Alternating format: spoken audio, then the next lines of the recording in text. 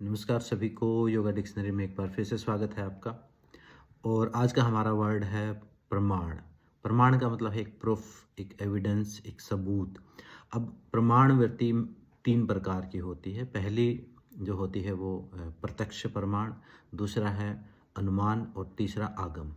प्रत्यक्ष ज्ञान प्रमाण जो है ये एक ज्ञान है, एक नॉलेज। ये 3 प्रकार की नॉलेज है। एक वो है जो हमने जानी है, हमने प्रत्यक्ष अनुभूत की है, जिसके लिए किसी थर्ड सोर्स की ज़रूरत नहीं है। दूसरे प्रकार की वो है नॉलेज जो हमने अनुमान लगाया है। जैसे हम कोई कुछ पका रहे होते हैं तो थोड़ा सा हिस्सा उसका टेस्ट करके हमें पता चल जाता है कि इसका टेस्ट सही है। तो ठीक ऐसे ही हमने एक अनुमान लगा लिया है, हमने अपने अभ्यास के द्वारा या अपने चिंतन मनन के द्वारा अनुमान लगाया है।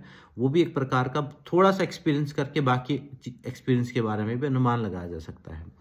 और तीसरा जो ज्ञान है, तीसरे प्रकार का जो है वो आगम, यानी शास्त्रों से। ये किसी ने कोई रिसर्च किया था, किसी ने कोई वो अभ्यास किया था, उस अभ्यास का उनकी जो अनुभूति है वो उन्होंने शास्त्रों में लिख दी है, या उन्होंने किसी ऑथेंटिक सोर्स से जो हमें ज्ञान प्राप्त होता है वो आगम प्रमाण है।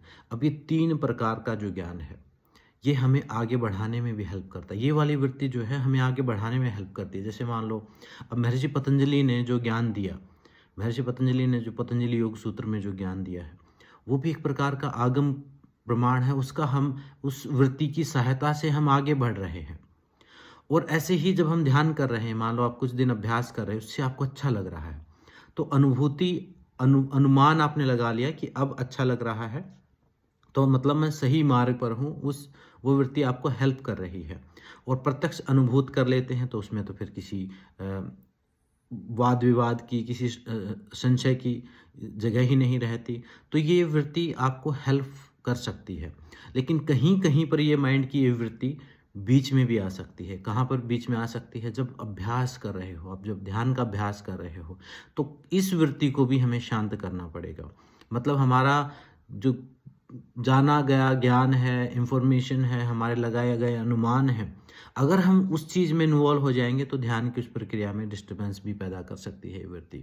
यानी ये क्लिष्ट और अक्लिष्ट दोनों तरीके से काम कर सकती है। अगर इसको सही तरीके से उपयोग किया जाए तो ये वृत्ति आपको सहयोगी होगी, और अगर इसका गलत टाइम पर उपयोग किया जाए तो फिर ये आपको उस प्रक्रिया से दूर लेके जाने का भी काम करेगी। मतलब ध्यान लगाने में उतनी ही आपको दिक्कत आएगी। तो एक पॉइंट पर आपको ये सारा ज्ञान छोड़ना भी पड़ेगा। पहले इस ज्ञान को पाना पड़ेगा, इस ज्ञान पर चलना पड़ेगा, और जब समय आएगा तो इस ज्ञान को भी ड्रॉप करना है, छोड़ देना है।